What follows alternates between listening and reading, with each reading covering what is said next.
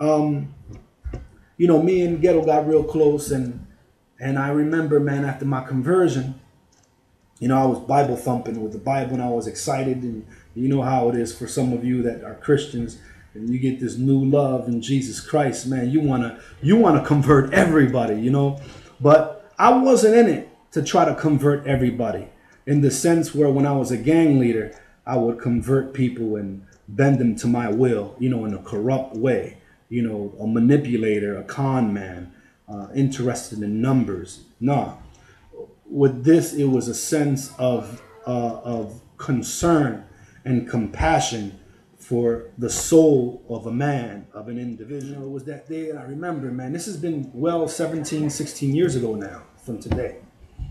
And I got in a cell with him, man, and we're in the second gallery. So he's, while we go in the cell, and I sit on the bed, on his bed, and he's pacing back and forth, you know. He keeps constantly going to the door to look down. We're on the second gallery, to look down to the flats, to see his guys, to see if, you know, he's responsible for everything. So, and I understand that, because that's what I was doing before I got converted. And yeah, in there, you know, the news was brought to the big crowns within the prison system that I drew my flag for Jesus, and they were good with it, as long as I wasn't a hypocrite and I was playing with it. And they knew I was a serious guy. And whatever I did, I was always militant. I was always serious. I was always sincere. So they respected me for that. And they were impacted themselves. And I can tell you a lot of stories, man. And I'm going to tell you this one. So, and I'm sharing the story with Ghetto because he had power, and he had power with the head of the heads of the gang. And so, you know, I'm ministering to him, man, and I'm telling him about how Jesus died for his sins, for our sins, and you know, I get into the scriptures and stuff, and he's pacing back and forth, and then for one moment he just stood still, and he sat next to me, and I was like, Ghetto, man, you know. He said, tell me, Shadow, what happened, man? Because I know you a no-nonsense type of guy, man. I know you ain't like these crazy dudes. You know, there's always like, in everything in life, there's rotten apples in each basket. You got good cops, you got bad cops. You got good teachers, you got bad teachers. You got good parents, you got bad parents. You know, you got good Christians, you got rotten ones. You got good pastors, and you got pastors that are manipulators, and they're in it for the money. In every basket, in every arena in life, there's real and there's not real. But he looked at me and he said, I know you real, man. I know you got no hidden agendas, man. And I always honor your authenticity and your leadership and the way you treat your guys and the way you break bread with them. I've watched you through the years, Shadow, and I know you a real dude, man. But man, I miss, you know, smoking out with you and, you know, and just politicking with you, man. What's happened to you, man? What's this Jesus about? My mom used to tell me about that stuff, man. And sometimes it would touch me, but I really can't put, you know, and man, and I just looked at him. I said, Ghetto, listen, man, I shared my experience with him. And I said to him, all I know is that all my life I've been miserable. All my life I felt this void in me. All my life I felt alone, even when I was surrounded by many people. Even if I had a lot of money and a lot of influence and a lot of power like you have right now. And, you know, but something happened to me, man, where I realized that there's a God that sees and looks and breathes and is real. And he has an interest in us, man. And I feel I got the sense in me that we let him down. If you asked me what's the most dangerous thing in this world, I would reply to you with free will. Our power to decide to do what we want to do. And so my intentions in trying to witness to people about the Bible, about the love of God, about his sacrifice on the cross through his only begotten Son, the Lord Jesus Christ, was not out of competition or to see whose will I can bend, but because I found treasure.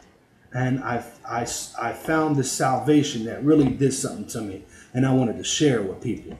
And here I found, you know, I found myself surrounded by guys that, you know, were murderers and drug dealers, and they had no, like, they were like zombies, walking zombies, no emotions, no expressions in their face. They were just tight, like constantly rocks in their jaws, just tight with rage, you know. And I mean, listen, man, I can't count how many riots I've been in, you know, and I will get tired of the shakedowns by the prison officials, how the guards will come in with their sticks and their German shepherds. And they always came with fire hose too. The fire hose where if you tried to like get away and get into the cell, they would put the fire hose full force and break people's ribs because the pressure of it.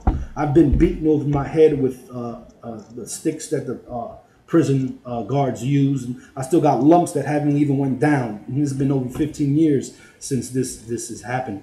And you know the gangster love that I know you guys hear about how that thug love, that gangster love, and what that means. You know, you don't see too much of it in the street because of the money and the power, and nobody's really, they don't care about each other too much in the street in comparison to prison. When you're in there together, is you against the establishment. Even other gangs that are sworn enemies and rivals to your gang, you guys get together and fight the establishment, the prison guards. But there were times when we fought each other. You know, and then when that would happen, you know, people would get killed and hurt or whatever, and the goon squad would come in there with their sticks and stuff, and we would have drugs hiding and stuff. And I remember I was getting tired of this stuff, man. And I remember the time that they came and did a big shakedown, and there was this one guy. He was a really big, fat guy, you know. So when the prison guards bring you out of your cell, they strip you naked. You got to get naked, and they put you against the wall. So they bring these big old German shepherds just barking, the intimidation of the bark. Hur, hur, hur, you know. So they bring the German shepherd gets close to us. So I'm cool. I'm used to it. But then when one of my guys that's next to me, big old guy, man, he starts shaking. You know, we're butt naked, man, lined up on that wall. And I said, "What's wrong with you, man? You shaking? You scared? Don't tell me you scared." He's like, "No, man, I got some stuff in between, you know, my legs." And he was shaking, and it was, you know, the marijuana, you could smell it. It was real strong, and the German shepherds could smell. So we were afraid that he was gonna bite this kid, you know. So I'm like, "Man, you better tell these guys you got some drugs." He said, "Man, I'm not going to the hole." I said, "Either you go to the hole, or you're gonna have a hole in your butt." You understand what I'm saying? Say, and I'm one of the leaders, so I got to speak. I said, "Hold up, man. You know, we dirty. I don't want your dogs hurting my guy." And these are the stories, you know. I laugh every time I tell this one particular story. And the kid was so scared, he didn't know what this big old tough kid, supposed to be some killer. But he was shaking in his boots, man. So these German shepherds are huge. And in times like that, man, that we would laugh and we thought we was never getting out. I was facing life in prison. The guy next to me was I think they end up, to this day, he's still doing time. I'm like really the few that have come out of those cracks. And the majority of the guys that was in there with 80 years, 90 years, 60 years. And it's just a sad story, you know. But so anyway, after my conversion, you know, I'm reading these scriptures, man, and trying to get understanding of His word. And, you know, I'm feeling the love of God. I'm feeling the liberty. Even while in prison, man, I'm feeling free than I ever have. Because even before I got locked up for these crimes and stuff, I was, you know, other crimes in my past as a juvenile and stuff, I never had that peace, man. I never had the peace that I had when I was in that jail. And the only thing that I regretted is that I couldn't enjoy it outside, you know, and it had to be here. But as long as I had it, I really didn't care. You understand what I'm saying? So, you know, time went on and I started ministering to people. And then one day I saw Ghetto, you know, and he was fighting, I think he was fighting a double homicide from the street. And then he had the jailhouse murder. And then he had the responsibility of all these, and the gangster disciples, they're big in numbers, a lot of them, man, you know, so he had a lot of responsibility. Then he had to watch his back from the vice lords because they wanted revenge because he took out one of theirs, you know. And so they said he took out one of theirs anyway. So this has been years ago, so I don't know if they found him guilty on that or not. I don't know what's going on, but I don't want to get on YouTube and start incriminating anybody. So I'm saying the word allegedly, you know, whether it's true or not, that's none of my business. Now, yeah, let the record reflect that I said that. So, you know, there was one of those days, and I'm going to give you some time to take that in. So there was one of those days, man, that, you know, I looked at Ghetto, man, and I felt the love of God when I looked at him. And not that I felt sorry for him, but I felt this brokenness for him. You know, I felt this affection towards him. And he's supposed to be my opposition. You know, we're supposed to be sworn enemies, not us personally, him and I, But his gang and my gang, we're rivals, man. You know, we kill each other in the street. And I was really close to him, you know, and you know, one day I said, Ghetto, man, let me talk to you, man. And he said, yeah, Shadow, because that's what they call him, Shadow. He said, yeah, Shadow, come on, man, we smoke a joint and talk, and, you know. So I said, no, I ain't smoking nothing, but I just want to talk to you, man. I started explaining to him about the love of God and what God has done and what he's done inside of my heart.